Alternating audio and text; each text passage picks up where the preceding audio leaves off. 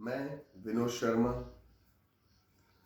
आज लॉकडाउन 2 में, क्योंकि लॉकडाउन बढ़ गया है आपके सामने, जो पहले हमने बात करी थी गोल सेटिंग की, गोल्स लिख के रखने की, गोल्स डिसाइड करने की, अपने व्यापार को नेक्स्ट लेवल पे ले जाने की, उसी कड़ी के तहत यह वीडियो आज आप लोगों के लिए लेकर आया हूँ। मैंने आपको उस दिन बताया था कि कोई भी व्यक्ति जो अपने गोल्स डिसाइड नहीं करेगा, गोल्सों को लिख कर नहीं रखेगा, चाहे वो डॉक्टर हो, चाहे वो रिटेलर हो, चाहे वो होलसेलर हो, चाहे वो बिजनेसमैन हो, चाहे वो प्रोफेसर हो, चाहे वो हॉस्पिटल का ओनर हो, चाहे वो होटल का ओनर हो, जब तक वो अपने गोल्स को सेट नहीं करेगा, लिख कर नहीं रखेगा, तो वह अपने बिजनेस को नेक्स्ट लेवल पर नहीं ले जा सकता। ऐसा मैंने उस दिन आप लोगों से कहा था, आग्रह किया था कि अपने गोल्स जो है वो लिख कर रखिए। उसी कड़ी के तहत ये जो आज दूसरी वीडियो हम पोस्ट कर रहे हैं, बना रहे हैं आप लोगों के लिए, इसमें मैं केवल बिजनेसमैन्स के लिए बात कर रहा हूं, जो कि एक बिजनेस करते हैं, जो व्यापार में है।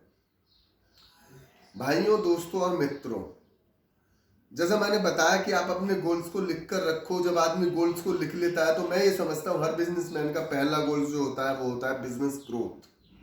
वह अपने बिजनेस को इंक्रीज करना चाहता है, बढ़ाना चाहता है।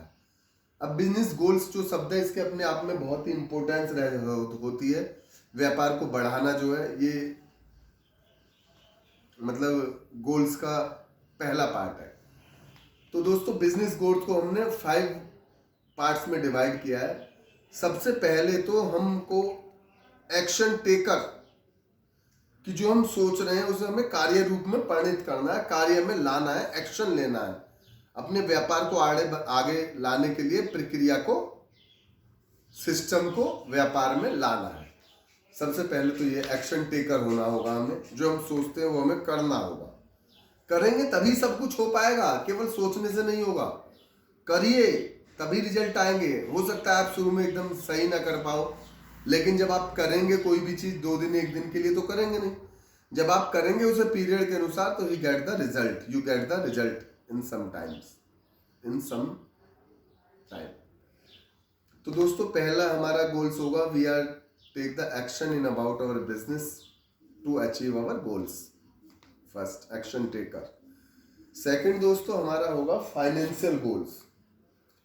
हम अपने व्यापार में आज तक जो भी व्यक्ति व्यापार कर रहा है, लॉकडाउन तो पिछले 100 सालों में पहली बार हुआ है दोस्तों।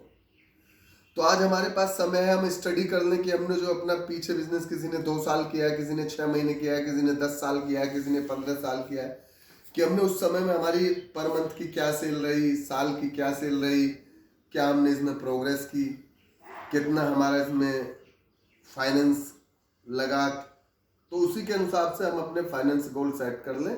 जैसे कि अभी हमारी सेल मान लो 30 लाख रुपए पर मंथ थी, अब हमने अपने गोल्स में सेट कर लिया कि हमें इसे 60 लाख पे या 70 लाख पे ले जाना है।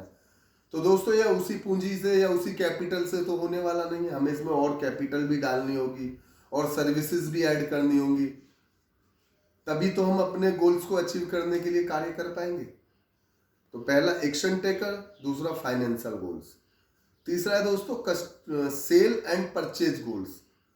जब हम अपनी सेल और परचेज जो है वो भी हम अपने गोल्स के रूप में लिख कर रखेंगे कि हमें इतनी सेल करनी है और इतनी परचेज करनी है, और ये किन किन स्रोतों से करनी है, कौन कौन सी कंपनियों से करनी है, इसे खरीदने का तरीका क्या होगा, पेमेंट किस लेवल से जाएगी, किस तरीके से जाएगी, किस तरीके से हम कस्टमर से पेमेंट लेंगे, इसके क्या क्या तरीके होंगे लेने के, कौन से हम लिंक डेवलप करेंगे, हम जितने भी पेमेंट लेने के तरीके और देने के तरीके हैं सभी को हमें अपने व्यापार में सम्मिलित करना होगा। हमें अपने सेल्स जो है उसके लिए एरिया डिसाइड करने होंगे, हमें अपनी परचेज जो है उसके लिए कंपनियों से बात करनी होंगी, कंपनियां डिसाइड करनी होंगी, कौन सी वैल्यू एडिड सर्विसेज हमें ऐड करनी है, ये हमें विचार रखना होगा अपने दिमाग में। तभी हम जैसे ही लॉकडाउन खुलेगा अपने कार्य को एक एक्शन के रूप में आगे ले जा पाएंगे दोस्तों।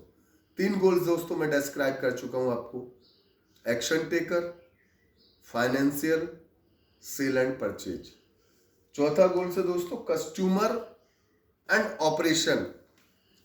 कोई भी हमारे पास कस्टमर आता है और हमें उसे डिलीवरी देने तक एक जो प्रक्रिया, बीच की प्रक्रिया है, उसे ऑपरेशन का नाम दिया जाता है व्यापार में। ऑपरेशन के नाम से बुलाता हूँ। ऑपरेशन में कई कड़ियां होती हैं। माल के लिए कई हमारा स्टाफ भी उसमें सम्मिलित होता है। तो कस्टमर से लेके ऑपरेशन की जो प्रक्रिया है, इसे हमें स्किल के द्वारा, स्किल डेवलपमेंट करके लोगों में, अपनी टीम में स्किल, उन्हें स्किल की ट्रेनिंग दिलवाकर, तभी हम इस कस्टमर से ऑपरेशन की जो प्रक्रिया है उसे महत्वपूर्ण तरीके से पूरा कर पाएंगे। यह एक महत्वपूर्ण पार्ट है बिजनेस का, क्योंकि ऑपरेशन में जो लोग होते हैं, जिन लोगों को हम अपने कस्टमर्स को डिलीवरी देने के लिए काम करते हैं, मैं ये मानता हूं कि वो बेहतर रिजल्ट देने के लिए हमेशा प्रिपेयर नहीं रहते हैं, तो उन्हें स्किल की आवश्यकता होती है। तो कि हम उन्हें 6-7 दिन का एक स्किल का क्लासेस दिलवा कर उनमें स्किल डेवलप कर सकते हैं। जब हमारा ऑपरेशन अच्छा होगा तभी हमारा बिजनेस अच्छा हो पाएगा। तो दोस्तों, कस्टमर ऑपरेशन के बाद जो बनता है वो होता है फीडबैक फ्रॉम कस्टमर्स। हमें दोस्तों अपने कस्टमर से एक फीडबैक लेने की प्रक्रिया अपनानी होगी, ताकि हमारा जो भी कस्टमर है वो हमसे सेटिस्फाई हो रहा है नहीं हो रहा है, हमें अपने जवाब वो दे पाए। और जवाब लेने की प्रक्रिया ऐसी ना हो जो हमारे और उसके सामने हो, वह एक प्रक्रिया छुपी हुई प्रक्रिया हो, गोपनीय हो।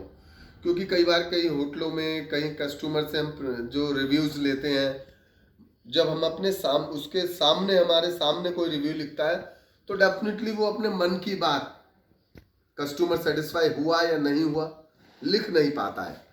तो उन्हें दोस्तों हमें अपनी जो फीडबैक की प्रक्रिया वो इस तरह की बनानी होगी, उसे हम ईमेल्स द्वारा ले सकें, फीडबैक्स व्हाट्सएप द्वारा ले सकें, फ़ोन कॉल्स द्वारा ले सकें, एसएमएस द्वारा ले सकें।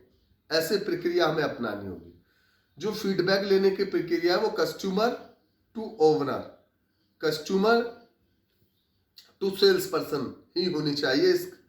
इस जो फीडबैक्स हैं, इन फीडबैक्स को कोई और ना देख पाए, तभी हम अपने बिजनेस में इम्प्रूवमेंट कर पाएंगे। तो दोस्तों, आज की वीडियो में मैंने आपको बताया बिजनेस ग्रोथ के बारे में, हमें बिजनेस ग्रोथ किस तरह से लानी है अपने बिजनेस में, इसके कितने पार्ट होंगे, हमें नेक्स्ट लेवल पे कैसे जाना है।